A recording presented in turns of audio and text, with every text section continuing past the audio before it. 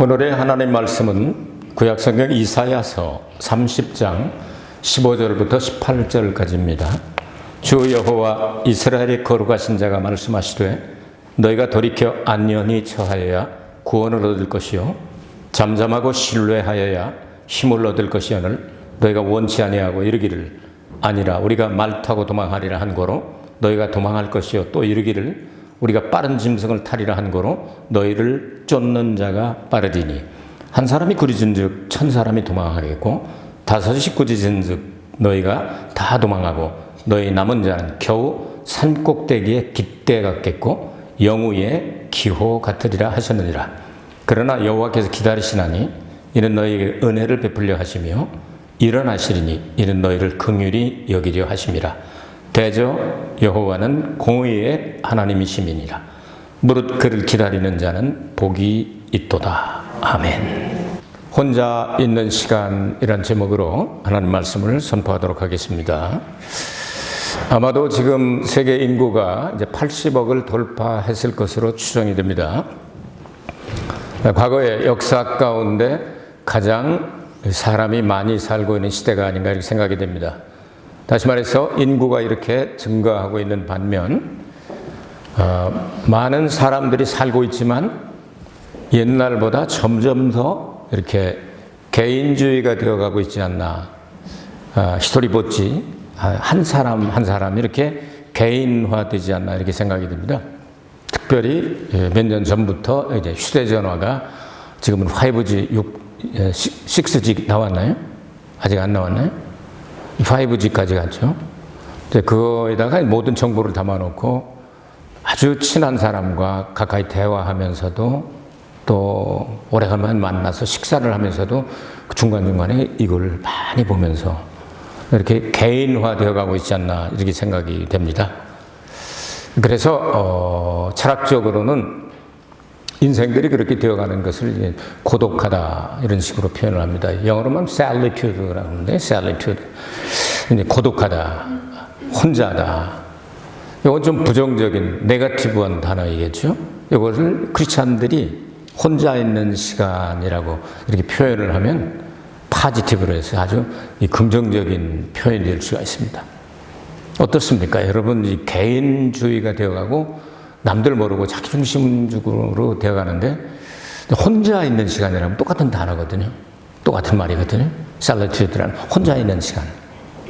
그 시간에 기도하고 찬송하고 또 주님과 대화하고 그리고 내일을 향한 희망의 메시지를 준비하면서 열매가 되기를 간절히 소원하며 기도하고 이렇게 해서 아름다운 열매가 맺는다고 한다면 이거야말로 혼자 있는 시간도 그렇게 고독하고 나쁘고 외롭고 쓸쓸한 시간이 아니라 이게 생산적인 창조적인 어떤 긍정적인 시간이 될 수도 있지 않겠나 이렇게 생각을 해봅니다. 오늘 성경 말씀은 기독론, 구원론적으로 굉장히 중요한 말씀을 선포하고 있는 장면인데요. 전쟁이 일어났습니다. 그 전쟁이 일어나서 이제 견딜 수가 없게 된 전쟁이 일어나면 괴롭잖아요. 러시아와 우크라이나 전쟁이 금방 끝날 거야. 일주일이면 끝낸다고 지금 몇 달째 저러고 있지 않습니까?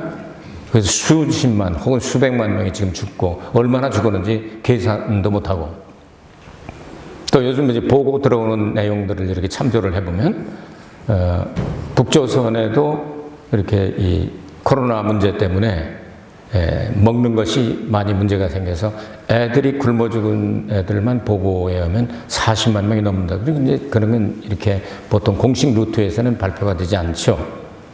애들이 먹을 게 없으니까 지금 상황이 이렇게 팬데믹이 오고 이러니까 40만 명 이상이 굶어 죽었다 하는 이런 보고서가 나오기도 하고 있습니다. 이런 치열하고 처절한 전쟁터가 인생이 살아가는 전쟁터가 아니냐. 그렇죠? 사람은 질병과 싸우고 죄와 싸우고 마귀와 싸우고 또 이렇게 삶과 싸우고 또 이렇게 생존 경쟁에서 벗어나지 않고 살아남으려면 여러 가지 싸움이 있고 마지막엔 우리는 죽음과 싸워야 되는 이 전쟁터가 아닌가. 거기에 혼자 있는 사람이 하나 등장을 합니다. 여기에 표현하기를 산꼭대기에 있는 이 깃대와 같이 그리고 언덕 이렇게 잘 보이는 곳에 있는 이렇게 비소와 같이 혼자 남았다. 근데 혼자 있는 시간을 여기서 예수 그리스도께서 왜 골고다 언덕에 십자가에 못 박혀 죽으셔야 했는가? 갈보리 언덕이라고도 말하죠. 라틴어 성경에는 갈보리라고 표현되는데 우리 성경에는 갈보리라는 단어는 나오지 않습니다. 근데 갈보리는 이제 라틴어 성경에서 나온 말이죠. 골고다와 갈보리는 똑같은 해골 닮은 곳이다 하는 그런 뜻입니다. 그러니까 예수님과 연결해서 오늘 설교를 여러분에게 하려고 준비를 했습니다. 자, 이렇게 삶의 현장, 전쟁터와 같은 언제 죽을지 모르고 도망가야 하는 이런 아주 처절한 상황 가운데 있는 인간들을 향하여 하나님께서는 이사야 선지자를 세우셔서 구원을 얻기 위해서 어떻게 해야 되느냐? 너희가 돌이켜 안연히 처하여야 구원을 얻을 것이다. 구원의 조건으로 두 가지 단어를 말씀합니다. 하나는 돌이키라, 또 하나는 안연히 처하라. 근데 영어로 하면 조금 더 핀트가 쉽게 올지 모릅니다. 왜냐하면 이 돌아와라 하는 이야기는 returning, 회개하고 하나님 앞에 돌아와라 하는 뜻입니다. 또 하나 여기서 나오는 안연히 처해야 할 거, 이게 더 간단해. rest라고 되어 있습니다. 쉬라. 주님 안에서 쉬어라. 편히 쉬어라 하는 그런 뜻입니다. 한번 돌아오라 생각을 해보도록 하겠습니다. 자, 어떤 이 광고 방송에서 어떤 분이 그런 광고를 하는 걸 봤어요. 집 나가면 개고생이다 하는 이런 광고를 본 적이 있는데요. 집을 떠난 사람들의 그 상황을 누가복음 15장 탕자의 비유에서 예수님께서 말씀해 주셨습니다. 집을 떠나면 여러 가지 문제가 생기게 되죠. 그래서 돈 떨어져, 뭐 모든 것들이 다 떨어져 버리고 나중에는 쥐업 열매라고 말하는 그런 가장 유대인들 가운데 정말 이렇게 춘궁기라든지 곤궁할 때 아무도 안 먹는, 그것들이 굶어 죽지 않으려고 먹는 쥐업 열매를 먹다가 뉘우치게 되죠. 우리 집, 아버지 집에는 일꾼들, 그래도 밥은 실컷 먹고 사는 일꾼들이 많이 있는, 내가 왜 이 짓 하고 있나고 회개하고 돌아왔을 때, 아버지 품에 안겼을 때 아버지께서는 가장 좋은 것들을 전부 다 최선을 다해서 준비하고 동네 사람들, 악단, 모든 사람들 다 초청을 해가지고 이 전원원에서 아름다운 교향곡 연주회가 일어나게 되죠. 그래서 거기 나오는 단어가 심포니아라고 하는 단어입니다. 그래서 심포니아에서 심포니 오케스트라가 나왔습니다. 근데 전원 교향곡이 사실은 탕자의 비유와 같은 그런 교향곡이죠. 이렇게 해서 하나님 앞에 돌아오게 되면 탕자에게 하나님께서 아버지가 주실 수 있는 모든 것들을 다 주신다. 다시 말해서 구원의 조건은 예수 그리스도를 믿고 아버지 집으로 돌아오는 것이다. 돌아와라. 이게 첫째 조건. 두 번째 조건이 뭐냐면 왔으면 이제 항복하고 쉬어라. 시키는 대로 순종하고 쉬어라 그랬습니다. 아버지 집으로 돌아간 자에게는 안식이 주어지죠. 그래서 하나님께서 말씀을 통해서 가르쳐 주시고 마음에 평안을 주고 안식을 주십니다. 그 창세기를 읽어보면, 창세기 2장을 읽어보면 하나님께서 엿새 동안의 모든 만물을 창조하시고 일곱째 되는 날을 복되고 거룩하게 하여 안식일로 정하시고 하나님이 안식하시니라. 그러니까 아담과 하와는 그날이 첫째 날이 될 수가 있죠. 여섯째 날 만들어졌으니까. 그리고 저녁이 되면 아침이 되니까 이제 일곱째 날, 첫째 날이 될 수가 있습니다. 자, 이런 내용들을 생각하게 되면 이런 걸 이제 배우게 되는 거죠. 예수님께서도 이렇게 힘들고 어렵고 쫓기고 이렇게 안정을 누리지 못하고 불투명하고 내일이 보이지 않고 어떻게 하실지 알 수 없는, 세상이 어떻게 변화될지 알 수 없는, 미래학자들의 이야기를 들으면 2029년에 30년이 되면 지금 가지고 있는 직업들 중에 대부분이 없어지게 될 것이다. 4차 산업혁명은 이제 로봇 혁명으로 이야기를 하는데요. 그게 일어나게 되면 사람이 할 일을 거의 대부분 다 하게 될 것이다. 운전수도 필요 없게 될 것이고 모든 것들이 다 그렇게 돼서 이제는 살아가기 그러니까 우리가 생각하게 될 때 우리의 머리로는 따라갈 수 없을 만큼 세상이 너무 자주 바뀐다고 말이죠. 그 산업화되고 그리고 4차 산업혁명이 일어나면 AI가 모든 것들을 대신하는 그런 시대가 다가오게 될 것이다. 그럼에도 불구하고 사람들이 아무리 과학을 발전시키고 의학을 발전시켜도 만들어낼 수 없는 것이 바로 영혼입니다.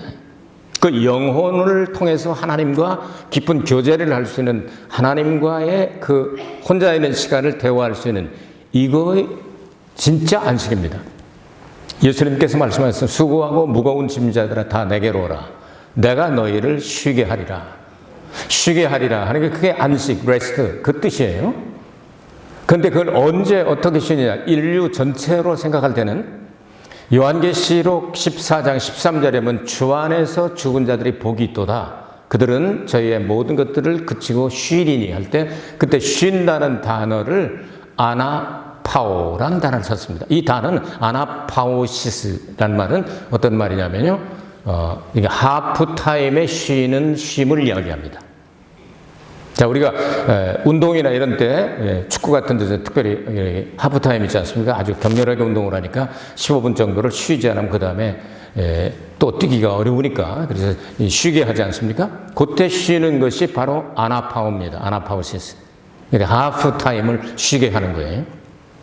성경은 예수 안에서 세상을 떠난 사람들은 예외 없이 낙원에 들어가서 예수님 재림하실 때까지 중간기를 갖게 되는, 그 중간기가 바로 아나파오, 쉼이에요. 그러니까 예수님께서 약속하신 말씀이 그때 완전히 이루어지게 되는 겁니다. 야, 예수님께서 수고하고 무거운 짐 다 가지고 오라고 그러는데 나는 예수 믿어도 쉬지 못해. 이런 분들 조금만 더 기다리시기 바랍니다. 조금만 더 그다사이요. 거기 가면 분명히 쉽니다. 그리고 후반전을 준비했다가, 그리고 부활해서 예수님 재림하실 때 공중에 휴거되어서, 그리고 예수님 만나서 천년왕국에 들어가서 후반전 뛰고, 후반전 뛴 사람들은 안심이 됩니다. 거기서 뛴 사람들. 그리고 그 사람들을 데리고 영원한 천국에 들어가게 되는데, 그 전에 있을 백보자 심판이 있는데, 이걸 성경은 첫째 부활, 둘째 부활 이런 식으로 이제 번역을 했는데요. 성경 전체를 보면 첫째 부활은 누가 하셨죠? 예수님이 하셨습니다. 그 다음에 있고, 그 다음에 나중에 있고, 이런 식으로 성경 고린도전서에는 기록이 되어 있죠. 그러니까 여러분께서는 부활이 생명의 부활로만 있다고 이렇게 생각을 하는 경향이 좀 있습니다. 저도 그런 경향이 옛날에 있었어요. 부활은 두 가지가 있습니다. 뭐냐면 생명의 부활이 있고 사망의 부활이 있다고 성경은 말씀합니다. 그렇죠? 사망의 부활은 사망을 맛보면서 영원히 사는 겁니다. 영원히 고통을 당하는 거죠. 생명의 부활은 예수님과 함께 기쁨을 맛보면서 예배하면서 사는 그런 부활입니다. 그것을 성경에 말씀하고 있거든요. 그러니까 그날까지 가라 이 말. 그래서 요한계시록 20장에 나오는 첫째 부활과 둘째 부활이 있는데, 고린도전서 15장하고는 배치가 되잖아요. 그 순서로 말할 때 첫째, 둘째, 셋째는 고린도전서 기록이 되어 있지만, 요한계시록의 첫째 부활, 둘째 부활 할 때는 천년왕국 전의 부활과 천년왕국 후의 부활을 그렇게 나눴는데, 첫째라고 하는 뜻이 성경에서 원래로 사용하는 단어는요, 첫째라는 말이 엑스 아나시타시스. 그게 무슨 말이냐면요, 부활은 부활인데 최상급 부활이다, 그런 뜻입니다. 그러니까 첫째도 되지만 최상급 부활에 내가 어떻게 하든지 참여하게 하려 한다. 빌립보서 3장 21절에 나오던가요? 바울이 그러잖아요. 최고의 부활, 최상의 부활에 자기는 참여하고 싶다. 그러니까 여러분, 영원한 지옥에 갈 사람들하고 영원한 천국에 들어갈 사람들하고는 부활의 순서가 분명히 최상급과 최하급이 있고, 첫째가 되고 둘째가 되고, 다른 말로 하면 천년을 중심으로 해서 전이냐 후로 갈라질 수가 있다. 이 두 가지를 지금 말씀합니다. 구원의 조건으로요. 구원받고 싶으냐? 이 험한 전쟁터 같은 삶 속에서 구원받기를 원한다면 돌아와라, 일단 아버지 집으로.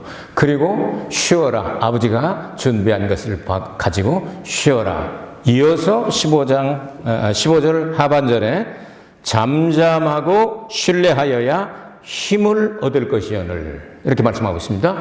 자, 그러면 그냥 돌아와서 그 자리에 그 수준으로 있는 게 아니고 레벨이 이제 크리스찬으로서 힘을 얻기 위해서는 어떻게 해야 되느냐. 두 가지를 또 여기 이야기하죠. 잠잠하고 신뢰하라. 자, 요 단어가 영어 성경을 여러분 참조하시면 조금 영어 하시는 분들은 더 이렇게 핀트가 올지도 모르겠어요. 잠잠하라. quietness라고 하는 단어입니다. quiet하라고. 조용하라. 그리고 또 하나는 뭐냐면 신뢰하라. confidence라고 하는 단어죠. confidence 해라. 하나님을 신뢰하라. 하나님 앞에서 조용히. 그러니까 혼자 있는 시간이죠. 조용히 하나님 뭐라고 말씀하시는지 하나님의 명령을 기다리면서. 그런데 이 사람들이 말을 안 들어요. 뭐야, 전쟁이 일어났는데 언제 묵상 기도가 앉았어? 갈 거야. 아니야, 우리가 말 타고 도망하리라 한 거로 너희가 도망할 것이오. 근데 말 타고 도망가야지. 세상에 전쟁이 일어나서 지금 속도전인데 조금 빨리 가면 살 수도 있고 조금 늦게 가면 뒤쳐져 가지고 포로로 잡히든지, 아니면 지금 많이 잡혀 죽잖아요. 우크라이나의 사람들, 그 민간 죽인 것까지 지금 막 튀어나오고 그러지 않습니까? 이제 조금 더 빨리 가면 살 뻔했는데 죽어.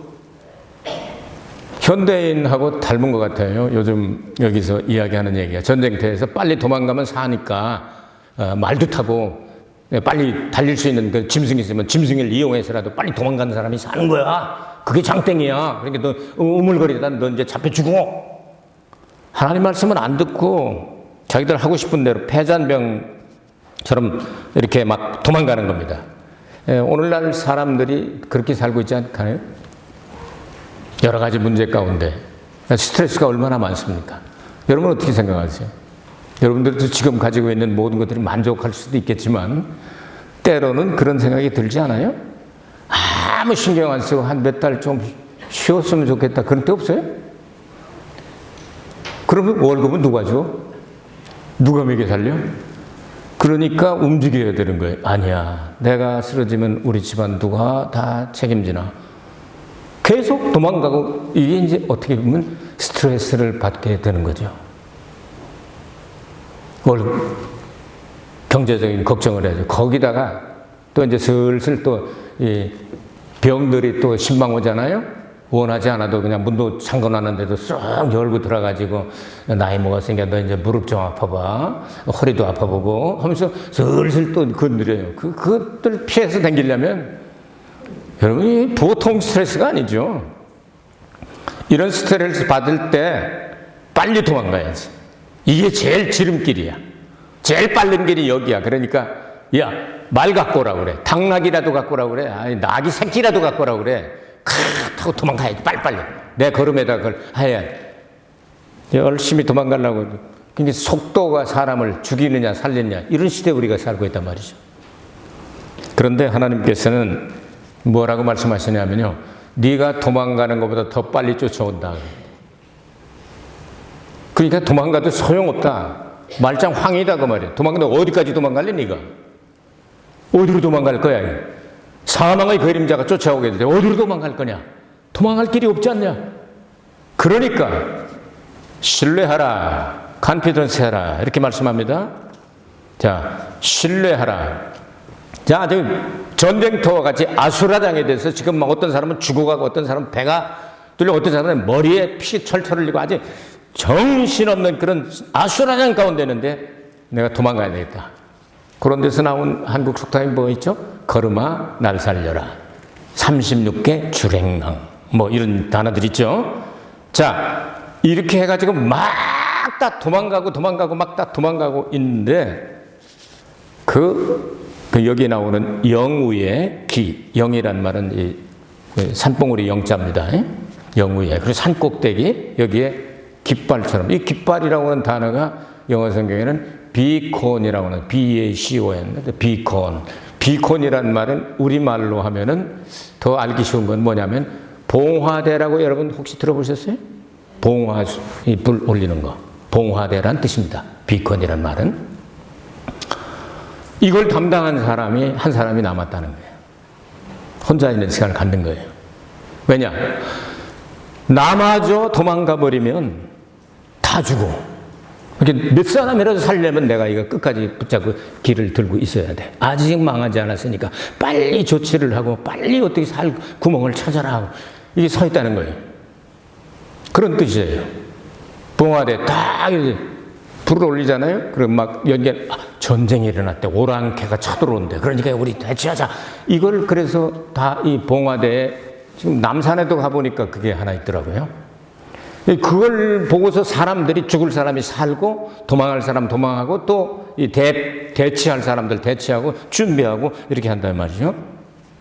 자, 이렇게 하라고 무엇을 믿고 하나님께서 끝까지 지켜주실 것을 흔들리지 말고 믿고 신뢰하고 기다려라 이렇게 말씀하는데도 말을 안 듣는구나 이런 내용이에요.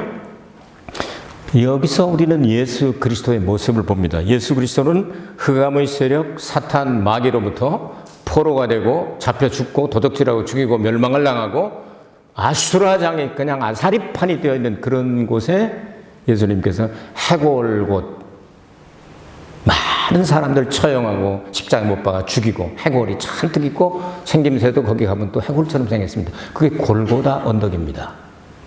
그 골고다 언덕에